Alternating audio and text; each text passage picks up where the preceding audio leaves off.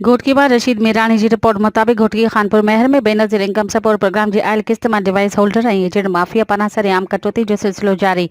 Coverage करण senior साफ़ी Rashid Mirani के device mafia एजेंटन जो नतीजा भोगन की धमकी इंतजामिया खामोश तमाशाई बनियल सेंटर से सहूलत की अणहोंद खानपुर महर में बेनज़ीर इनकम सपोर्ट प्रोग्राम के मुख्तलिफ सेंटर खानपुर महर सिटी लुंडा बाजार शाहपुर महर काजी वाह अली महर में मुस्तक औरतों की किस्त मां सरेआम कटौती जो सिलसिलो जारी है जैं सबब मुस्तक औरतों रमज़ान शरीफ के भलारे महीने में सख्त परेशान हैं। इन हवाले से समाजी अगवान चयो तो बेनज़ीर इनकम सपोर्ट प्रोग्राम की आयल किस्त जंहिं ॿारनि जा पैसा भी शामिल हैं उन्हनि मां डिवाइस होल्डर एजेंट माफियन पारां सरेआम 500 खां 1500 रुपयनि की कटौती जारी है जॾहिं त इंतजामिया खामोश तमाशाई बणियल है जॾहिं त सेंटरनि ते का भी सहूलियत न आहे औरतुनि जी तज़लील कई पई वञे। असां अपील कयूं था त डीसी घोटकी डायरेक्टर BISP ऐं ॿियनि खे त कटौती कंदड़ डिवाइस होल्डरनि ऐं एजेंट माफिया ख़िलाफ़